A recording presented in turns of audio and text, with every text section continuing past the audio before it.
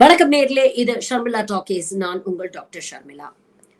பிரஜ்வல் ரேவண்ணாவுடைய இந்த பாலியல் துன்புறுத்தல் வழக்குல இன்னைக்கு ஒரு புதிய திருப்பம் ஏற்பட்டிருக்கு. பிரஜ்வல் ரேவண்ணாவுடைய 15 வருஷம் டிரைவரா இருந்தவர் கார்த்திக், அவர் ஒரு வீடியோ வெளியிட்டிருக்கிறார். அந்த வீடியோல அவர் என்ன சொல்றாருன்னா, 15 வருஷமா நான் அவங்க கிட்ட வேலை செஞ்சேன். கடந்த ஒரு வருஷமா தான் ஒரு சில மனஸ்தாபம் காரணமாக நான் வேலையை விட்டு வெளியில வந்துட்டேன். என்கிட்ட இருக்கக்கூடிய நிலத்தை அபகரிக்க கிட்டத்தட்ட 13 ஏக்கர் என்னமோ வச்சிருக்கிறான். அந்த நிலத்தை அபகரிக்க இவங்க முயற்சி பண்ணாங்க. இது சம்பந்தமா எனக்கும் கடுமையான மன உளைச்சல் கொடுத்தாங்க. என்னுடைய மனைவியும் பிசிக்கலா இவங்க அபியூஸ் பண்ணிட்டு இருந்தாங்க. தொடர்ந்து இந்த பிரச்சனைகள்லாம் நடக்கும் பொழுது நான் பல நேரங்கள்ல போலீஸ்ல அப்படியே கம்ப்ளைண்ட் கொடுக்க முயற்சி பண்ணிருக்கிறேன்.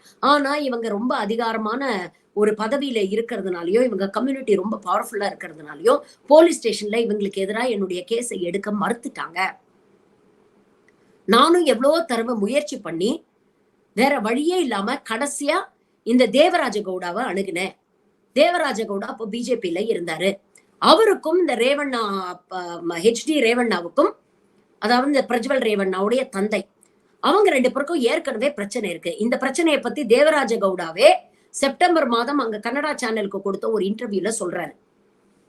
என் வீட்டுல புகுந்து என் மனைவி கிட்ட பேசி என் மனைவியை பிரெயின் வாஷ் பண்ணி எங்களுக்குள்ள ஏகப்பட்ட பிரச்சனையை உருவாக்கி எனக்கும் என் மனைவியும் பிரியறதுக்கு காரணமா இருந்ததே இந்த ஹெச்டி ரேவண்ணா தான். என் மனைவியை கையில போட்டுக்கிட்டு அவளை மிஸ்யூஸ் பண்ணி எனக்கு எதிராக வழக்கு போட வச்சு எங்க 2 பேரையும் பிரிச்சுட்டாங்க அப்படின்னு சொல்லி அவரே ஒரு நேரடியாக ஒரு இன்டர்வியூல கன்னடா சேனல் கொடுத்த இன்டர்வியூல அவர் சொல்றாரு. சோ ஏற்கனவே இவங்களுக்குள்ள ஒரு பகை இருந்திருக்கு. அப்ப இந்த டிரைவர் கார்த்திக் என்ன பண்றாரு, இவரை போய் பாக்குறாரு, தேவராஜ கவுடாவை போய் பாக்குறாரு. சொல்றாரு, இவ்வளவு பிரச்சனை இருக்கு, எனக்கு இவ்வளவு பிரச்சனை எல்லாம் பண்ணிருக்காங்க, நான் போய் கம்ப்ளைண்ட் கொடுத்தா யாரும் எடுக்க மாட்டேங்கிறாங்க அப்படின்னு சொல்லும் பொழுதே இந்த மாதிரி பாலியல் குற்றங்கள்ல இவர் ஈடுபட்டிருக்கிறாரு, இதெல்லாம் வீடியோ எடுத்து வச்சிருக்கிறாரு, இந்த வீடியோ எல்லாம் காப்பி என்கிட்ட இருக்கு அப்படிங்கிற விஷயத்தையும் சொல்றாரு. அப்புறம் தேவராஜுடைய சப்போர்ட்டோட இவங்க 2 பேரும் சேர்ந்து நிறைய பிரஸ் மீட் எல்லாம் கொடுக்க ஆரம்பிக்கிறாங்க. இந்த தேவராஜ் கவுடா கவலைப்படாத, நான் உனக்கு சப்போர்ட்டா இருக்கிறேன் அப்படின்னு சொல்லிட்டு பிரஸ் மீட்ஸ் கொடுக்க ஆரம்பிக்கிறாங்க. அப்ப பிரஸ் மீட் கொடுத்த உடனே இந்த பிரஜ்வல் ரேவண்ணா என்ன பண்றாருன்னா, நேரா கோர்ட் அணுகி என் சம்பந்தமான சில வீடியோஸ் எல்லாம் இருக்கான், இதை இவங்க வெளியிட்டக்கூடாது, மீடியால இந்த செய்தியை பேசக்கூடாது, இது என்னுடைய நட்பெயருக்கு களங்கம் விளைவிக்கிறது, அதனால இதுக்கு நீங்க இன்ஜெக்ஷன் கொடுக்கணும்ட்டு ஒரு கேக் ஆர்டரை வாங்கிடுறாரு. கிட்டத்தட்ட அங்க இருக்கக்கூடிய 50க்கும் மேற்பட்ட மீடியாஸ் எல்லாரோடைய பேரையும் மென்ஷன் பண்ணி ஒரு பிளாங்கெட் பேன் ஒண்ணு வாங்கிடுறாரு. மீடியா எதுவுமே இந்த விஷயங்களை டிஸ்கஸ் பண்ணக்கூடாது. அதனாலதான் இவ்வளவு நாள் இதை பற்றிய செய்திகள் மீடியாலேயே வரல. அப்ப இப்படிப்பட்ட ஒரு கேக் ஆர்டர் வாங்கியிருக்காங்கன்ற நோட்டீஸ் கார்த்திக்கு சேருது. உடனே கார்த்திக்கு அது ஏன் என்ன அப்படின்னு புரியலன்ட்டு அந்த நோட்டீஸ் எடுத்துக்கிட்டு தேவராஜ கவுடா கிட்ட போறாரு. தேவராஜ கவுடா கிட்ட கேட்கிறாரு, என்ன எனக்கு இப்படி நோட்டீஸ் வந்திருக்கே, கேக் ஆர்டர்னா என்ன, இன்ஜெக்ஷன்னா என்ன அப்படின்னா அவர் சொல்றாரு, இல்ல இந்த மாதிரி உங்ககிட்ட வீடியோஸ் எல்லாம் இருக்காமே, இந்த வீடியோஸ் எல்லாம் நீங்க வெளியிடக்கூடாது, பத்திரிகைகள்ல இதை பத்தி பேசக்கூடாது அப்படின்னு அவர் கேக் ஆர்டர் வாங்கியிருக்கிறாரு அப்படின்னு சொல்லி இந்த தேவராஜ கவுடா என்ன சொல்றாருன்னா, அந்த வீடியோஸை என்கிட்ட கொடுங்க, அந்த பென் டிரைவை நீங்க என்கிட்ட கொடுங்க, நான் இதுல என் மேலிடத்துல சொல்லி இவர் மீது நடவடிக்கை எடுக்கிறதுக்கு நான் ஹெல்ப் பண்றேன், நான் கண்டிப்பா இதுல நடவடிக்கை எடுக்க நான் முயற்சி பண்றேன், இதை கொடுங்க, நான் கோர்ட்லயும் இந்த வீடியோஸை ஆதாரமா சப்மிட் பண்ணி இந்த கேக் ஆர்டரை கேன்சல் பண்ண வைக்கிறேன் அப்படிங்கிற அளவுக்கு அவருக்கு அஷூரன்ஸ் கொடுத்ததுல இந்த கார்த்திக்கு தன்னிடம் இருந்த வீடியோஸை ஒரே ஒரு காப்பி எடுத்து இந்த தேவராஜ கவுடா கிட்ட மட்டும் கொடுக்கிறாரு. அவர் தெளிவா சொல்றாரு அந்த வீடியோல, நான் வேற எந்த காப்பியும் பண்ணல, காங்கிரஸ்க்கு நான் இந்த வீடியோவை முக்கியமா கொடுக்கவே இல்லை, நான் ஒரே ஒரு காப்பி எடுத்தேன், அந்த ஒரே ஒரு காப்பியை தேவராஜ கவுடா கிட்ட மட்டும் தான் கொடுத்தேன், அவர் நியாயம் வாங்கி கொடுப்பாருன்னு நம்பி நான் அவர்கிட்ட கொடுத்தேன்.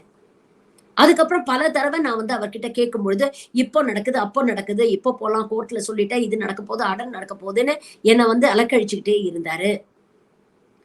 ஒரு ஸ்டேஜ்ல நான் கேட்டேன் அவர்கிட்ட, என்னதான் பண்ண போறீங்கன்னா, வெயிட் பண்ணு, எல்லாத்துக்கும் ஒரு நேரம் காலம் இருக்கு, நான் பார்த்து செய்யறேன் அப்படின்னு சொன்னாரு. அதனால நானும் பொறுமையா வெயிட் பண்ணேன். ஆனா திடீர்னு பார்த்தா எலெக்ஷனுக்கு 2 நாள் முன்னால இந்த வீடியோஸ் பல பென் டிரைவ்கள் மூலமா எல்லா இடத்துலயும் சோசியல் பிளேசஸ்ல, பப்ளிக் பிளேசஸ்ல இது பரவிக்கிட்டு இருக்கு, நிறைய பேர் இந்த வீடியோ பாக்குறாங்க அப்படின்னு தெரிஞ்சோடனே நான் அதிர்ச்சி அடைஞ்சு மறுபடியும் தேவகவுடா கிட்ட போய் கேட்டேன். அப்ப அவர் உனக்கு எதுவும் தெரியாது, இது இனிமேல் உன்னுடைய பிரச்சனை இல்லை, இது எங்களுடைய பிரச்சனை, நாங்க பாத்துக்கிறோம் அப்படின்னு சொல்லி என்னைய அதட்டி அனுப்பிட்டாரு.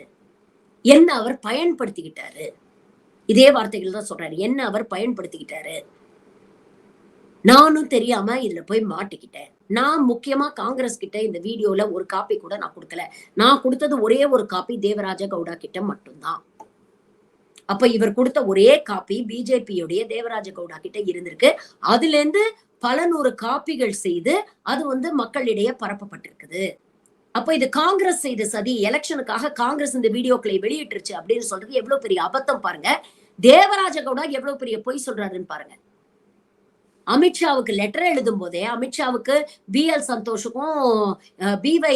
விஜயேந்திராவுக்கும் இந்த தகவலை சொல்லும் பொழுதே என்கிட்ட இந்த மாதிரி ஒரு காப்பி இருக்கு, இதே மாதிரி ஒரு காப்பி காங்கிரஸ்க்கு அனுப்பப்பட்டிருக்கு அப்படிங்கிற ஒரு பொய்ய சொல்றாங்க. அப்போ இவங்களுடைய அரசியல் காழ்ப்புணர்ச்சிக்கு காரணமாக ஏற்கனவே இவருக்கு முன்பகை இருந்திருக்கு. அப்ப எப்படியாவது அந்த முன்பகையை தீர்த்துக்கணும்னு நினைச்சிருக்காரு. ஹெச்.டி. ரேவண்ணாவுக்கு எதிராக இவர் போட்டிட்டு தோத்து போயிருக்கிறாரு. அப்ப தன்னுடைய அரசியல் காழ்ப்புணர்ச்சிக்காக இந்த வீடியோஸை ரிலீஸ் பண்ணிருக்கிறார். உண்மையிலேயே இந்த பெண்களுக்கு நியாயம் வாங்கி கொடுக்கணும்ன்ற ஒரு நல்ல நோக்கத்தோட எல்லாம் இந்த வீடியோஸை தேவராஜ கவுடா ரிலீஸ் பண்ணல. இந்த வீடியோஸை ரிலீஸ் பண்ணா ரேவண்ணாவையும் பிரஜ்வல் ரேவண்ணாவும் பழி வாங்கலாம். அவருடைய நோக்கம் அதுதான். அவங்க அரசியல்ல இருக்கக்கூடாது, அவங்கள வந்து அரசியல் களத்தை விட்டு நீக்கணும் அப்படிங்கறது அவர் நோக்கமா இருந்ததே தவிர பாதிக்கப்பட்ட பெண்களுக்கு நியாயம் வாங்கி கொடுக்கணும் அப்படிங்கறது அவருடைய நோக்கமா இல்ல. உண்மையிலேயே பாதிக்கப்பட்ட பெண்களுக்கு நியாயம் வாங்கி கொடுக்கணும்னு நினைச்சிருந்தா சம்பந்தப்பட்ட காவல்துறை அதிகாரிகள்ட்டயோ இல்ல கோர்ட்லயோ கொண்டு போய் இந்த வீடியோஸை சப்மிட் பண்ணியிருந்திருக்கணும். அதை விட்டுட்டு அதுல அந்த பெண்களுடைய முகத்தை கூட மறைக்காம இப்படி 8000 பென்டிரைவ் காப்பி எடுத்து ஒரு சொசைட்டி ஃபுல்லா பரவ விட்டுருக்கிறாருன்னா பிரஜ்வல் ரேவண்ணா எந்த அளவுக்கு குற்றவாளியோ அதே அளவுக்கு தேவராஜ் கவுடாவும் குற்றவாளி இல்லையா? இவ்வளவு கூத்தும் 6 மாசமா தெரிஞ்சு இருந்தும் அப்படிப்பட்ட ஒரு ஆளை கேண்டிடேட்டை அனௌன்ஸ் பண்ணி மேடையில நின்று வெக்கமே இல்லாம பிரஜ்வல் ரேவண்ணாக்கு போடக்கூடிய ஒவ்வொரு ஓட்டும் இந்த மோடியை பலப்படுத்தும் பிரதமர் மோடி பேசுறாரு. இது எவ்வளவு பெரிய அயோக்கியத்தனம் யோசிச்சு பாருங்க. சரி, இவ்வளவு நடக்குதுன்னு தெரியும்ல. அவங்களோட 4 சீட்ல தானே கூட்டணி நிக்கிறீங்க. ஜேடிஎஸ் 4 சீட்ல தானே நிக்குது. நீங்க 24 சீட்ல பாஜக தானே நிக்குது. ஒரு 4 சீட்டு போனா போகுது. நாட்டில் இருக்கக்கூடிய பெண்கள், என்னுடைய சகோதரிகள், நாரி சக்தின்னு மேடைக்கு மேடை பேசுறோமே, அந்த பெண்களுக்கு ஆபத்து. இப்படிப்பட்ட ஒரு காம கொடூரனை நம்ம வந்து கட்சியில வச்சுக்க கூடாது, இந்த அலையன்ஸே வேண்டாம் அப்படின்னு வெட்டி முடிச்சுட்டு போறதுக்கு எவ்வளவு நேரம் ஆயிருக்கும்? ஏன் அதை மோடியும் அமித்ஷாவும் செய்யல? உள்துறை அமைச்சமும் உங்க கையில தானே இருக்கு. இந்நேரத்துக்கு ஜெர்மனிக்கு ஒரு ஆளை அனுப்பி அந்த ஆளை திருப்பி கூட்டிட்டு வர முடியாதா? ஜெர்மனி அரசாங்கத்துக்கிட்ட பேச முடியாதா? இப்படிப்பட்ட ஒரு பாலியல் மிருகம் எங்க இருந்தாலும் அந்த ஊர் பெண்களுக்கு ஆபத்து தானே. இங்க பண்ண இதே கூத்தை இவன் ஜெர்மனியில பண்ண மாட்டான்னு என்ன நிச்சயம்? அப்ப அந்த நாட்டு பெண்களையும் பாதுகாக்க வேண்டியது நம்ம கடமை இல்லையா? இதே ஒரு இந்தியா கூட்டணி தலைவரோ இல்ல எதிர்கட்சி தலைவரோ செஞ்சிருந்தா இந்த பிஜேபி ஈகோ சிஸ்டம் எப்படி ரியாக்ட் பண்ணிருக்கும் யோசிச்சு பாருங்களேன். அதுவும் அவர் இஸ்லாமியரா இருந்துட்டாரு வச்சுக்கோங்க, தப்பி தவறி ஐயோ ஒவ்வொரு மேடையிலும் மோடி இதை பேசியிருப்பாரு. தொடர்ந்து வாட்ஸ்அப்ல டெய்லி ஒரு 20 மெசேஜாவது இதை பத்தி உங்களுக்கு வந்திருக்கும். மோடியோட காலடியில கிடக்கக்கூடிய இந்த மீடியா எல்லாரும் கடம்பி ஒட்டு மொத்தமா கர்நாடகால வந்து ஜாக போட்டிருப்பாங்க. காலையில இருந்து நைட்டு வரைக்கும் 100 டிபேட் போயிருக்கும். அர்னாப் கோஸ்வாமி, நவிகா குமார் எல்லாம் கிளம்பி ஜெர்மனிக்கே போயிருப்பான். அங்கேருந்து லைவ் பிரேக்கிங் நியூஸ் அப்படின்னு ஜெர்மனில இருந்து லைவ் போட்டிருப்பானுங்க. சோசியல் மீடியால திருமண பக்கம் எல்லாம் இதை பற்றிய செய்தியாக இருந்திருக்கும்.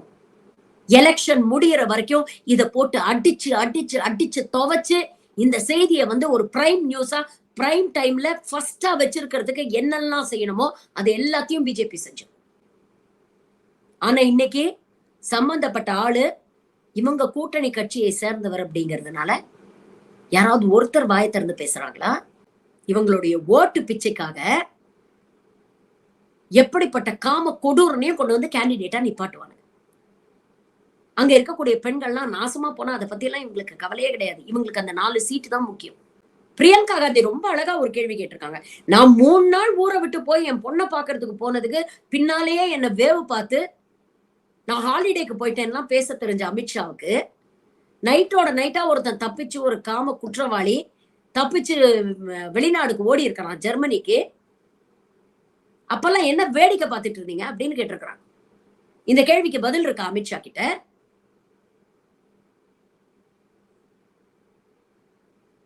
இன்னைக்கு ஸ்பெஷல் இன்வெஸ்டிகேஷன் டீம் ஒன்று போட்டிருக்கிறாங்க. மகளிர் ஆணையம் இன்னும் கடுமையான செக்ஷன்ஸ்ல இவர் மேல வழக்கு போடணும் அப்படின்னு சொல்லியிருக்கிறாங்க. இந்த வீடியோஸ் வெளியில் வந்த மன உளைச்சல்ல எத்தனையோ பெண்கள் தற்கொலைக்கு முயற்சி பண்ணியிருக்கிறாங்க. இன்னும் எத்தனை பேர் செத்து போயிருக்கிறாங்கன்னு தெரியாது. இன்னும் 18 வயசு கீழே இருக்கக்கூடிய சிறார் எவ்வளவு பேர் நாசம் பண்ணியிருக்கிறாங்கன்னு தெரியாது. இன்னும் பல சீரியஸான குற்றங்கள் இவர் மீது நாளடைவுல வெளியில வரத்தான் போகுது பாருங்க.